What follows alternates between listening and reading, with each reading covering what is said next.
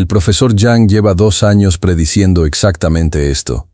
Y ahora que ha ocurrido, lo que explica en este video es por qué no hay ningún escenario en el que Estados Unidos salga de esta guerra en una posición mejor a la que entró. Bien, en este momento Estados Unidos e Irán están librando una guerra de desgaste. Estados Unidos está tratando de degradar la capacidad militar de Irán e Irán está intentando estrangular la economía mundial. Y resulta que Irán está ejerciendo mucha presión sobre el CCG. Y creo que al final del día, Estados Unidos se verá obligado a enviar fuerzas terrestres. Una vez que Estados Unidos envíe fuerzas terrestres, no habrá marcha atrás. Es todo o nada. Entra en juego la falacia del costo hundido. Sería otro Vietnam para Estados Unidos, porque Irán es una fortaleza montañosa. Y en este momento, Estados Unidos no tiene el personal, la capacidad de manufactura, ni la voluntad política para librar una larga guerra de desgaste en tierra en Irán. Correcto. Así que creo que, por lo que acabas de decir al final, es muy poco probable que Trump envíe fuerzas terrestres porque siempre ha prometido no hacerlo. Y creo que él vería el peligro inherente de eso. Entonces, si no envía fuerzas terrestres, ¿cómo crees que se desarrollaría esta guerra? Bueno, ahora mismo, si Trump no envía tropas terrestres, tiene varias opciones. La primera opción es simplemente declarar la victoria y dar por terminado el día. Desafortunadamente, el problema con eso es que las bases siguen expuestas, las economías del CCG siguen bajo presión, el estrecho de Hormuz sigue cerrado y no hay señales de que Irán esté interesado en negociaciones de paz. Irán siente que tiene la ventaja porque cuenta con la voluntad política y los recursos para prolongar esta guerra. Ahora, supongamos que Trump realmente se retira de Oriente Medio. Y lo que sucede es que las naciones del CCG, como Arabia Saudita, Irán, Qatar, Kuwait y los Emiratos Árabes Unidos, ahora se ven obligadas a pagar un rescate a Irán porque suministran al mundo su petróleo a través del estrecho de Hormuz. El 20% del petróleo mundial fluye por el estrecho de Hormuz, pero a cambio reciben alimentos. Así que las naciones del CCG importan entre el 80 y el 90% de sus alimentos desde el extranjero. Y así, básicamente, el centro de gravedad se desplaza del petrodólar hacia cualquier sistema financiero que Irán quiera priorizar. Y esto es lo que muy poca gente está conectando. El petrodólar no es solo un sistema de pagos. Es el mecanismo por el cual Estados Unidos financia su deuda, mantiene su ejército y proyecta poder global. Si el Golfo deja de invertir en activos americanos, la primera consecuencia no la ve Washington. La ve el ciudadano de a pie en su hipoteca, en su supermercado y en su empleo. Y podría ser BRICS, podría ser el oro, podría ser cualquier cosa. Pero recuerda, el problema con eso es que la economía de Estados Unidos es un esquema Ponzi. Depende de que el CCG invierta en inteligencia artificial y acciones tecnológicas en startups como Uber para financiar la economía estadounidense. Si este financiamiento se detuviera, entonces la economía de UCHU podría enfrentar un colapso. Y esto significaría que estos jóvenes ya no podrían pagar sus OnlyFans, y esto podría llevar a una revolución en las calles. Así que las consecuencias para Estados Unidos serían nefastas si el país se retirara de Medio Oriente. Quiero decir, parece que la parte clave de toda esta especie de estrangulamiento económico, si se quiere, por parte de Irán, es el estrecho de Hormuz. Ya hemos visto en las últimas horas de hoy que el sucesor del Ayatollah Khomeini, su hijo, ha salido a la luz. Aparentemente no lo hemos visto ni escuchado directamente, pero hay una declaración en la que habla sobre mantener el estrecho de Hormuz cerrado indefinidamente. Si eso llegara a suceder, ¿cuáles serían las consecuencias para la economía global y qué tan pronto veríamos esas consecuencias? Bueno, quiero decir, la consecuencia sería grave, porque la energía barata y los productos derivados del petróleo más económicos son la base misma de la economía moderna global. Así que no solo se vería afectado el combustible para aviones, sino también los alimentos. Porque recuerde, los alimentos se producen gracias a los fertilizantes que provienen del CCG, así como el ácido sulfúrico, que ayuda en el proceso de producción de semiconductores. Así que la inteligencia artificial, la producción de alimentos y los viajes globales dependen todos de productos provenientes del CCG. El estrecho de Mosón ha estado cerrado por casi 2 semanas y ya estamos viendo que los precios del petróleo superan los $100 por barril.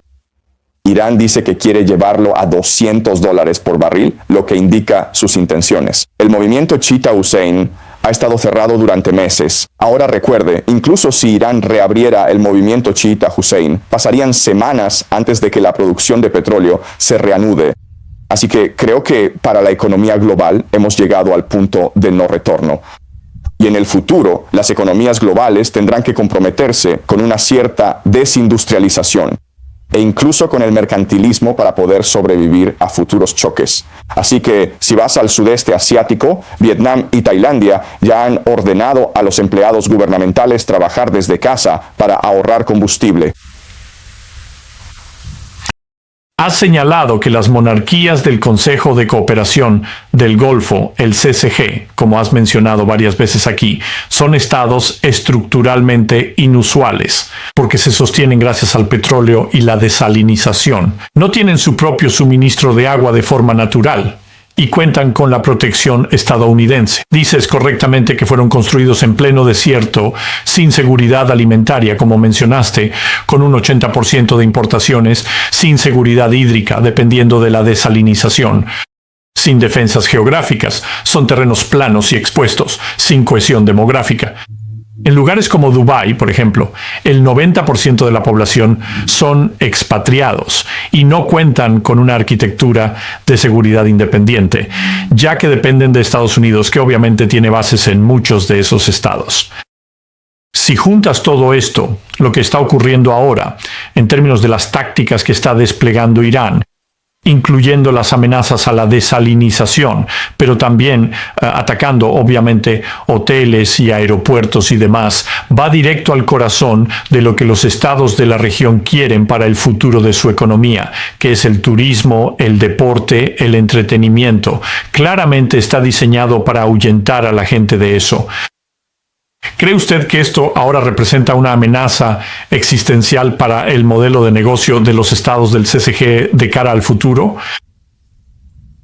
Correcto. Entonces, la ciudad más vulnerable y a menudo la más glamurosa del CCG es Dubái. Y durante muchos años, Dubái ha tenido mucho éxito cultivando una imagen como la nueva ciudad de Londres, como el nuevo Hong Kong de Oriente Medio. Y miles de estos millonarios acuden en masa a Dubái tanto por el estilo de vida glamuroso como por el aspecto libre de impuestos de la ciudad. Pero la realidad es que todo esto se basaba en la paz global, en la Pax Americana, en la capacidad de Estados Unidos para proyectar poder en todo el mundo y en proporcionar garantías de seguridad al CCG. Ahora, este aura de inviolabilidad e invencibilidad del imperio estadounidense ha sido destruida. Y una vez que una ilusión se rompe, en realidad no hay vuelta atrás. Esto es exactamente lo que pasó con el Imperio Británico después de Suez en 1956. No fue una derrota militar.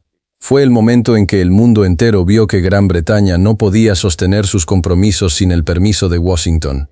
La percepción de invencibilidad es el activo más valioso de un imperio, y también el más frágil. Y eso es lo que la gente realmente no aprecia sobre esta guerra.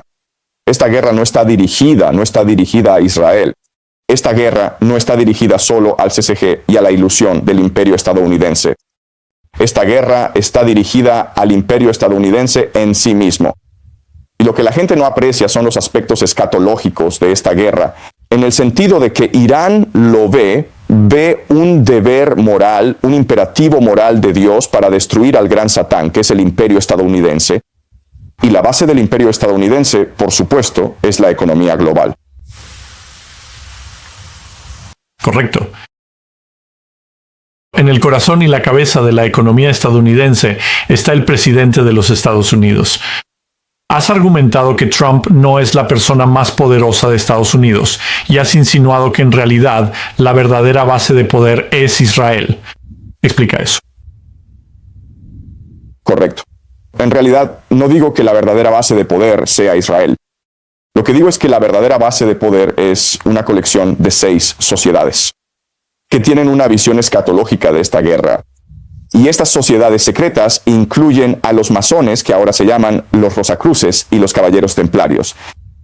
Incluyen organizaciones judías llamadas los francos separatistas, que están integrados en movimientos religiosos llamados Shabbat Lubavitch.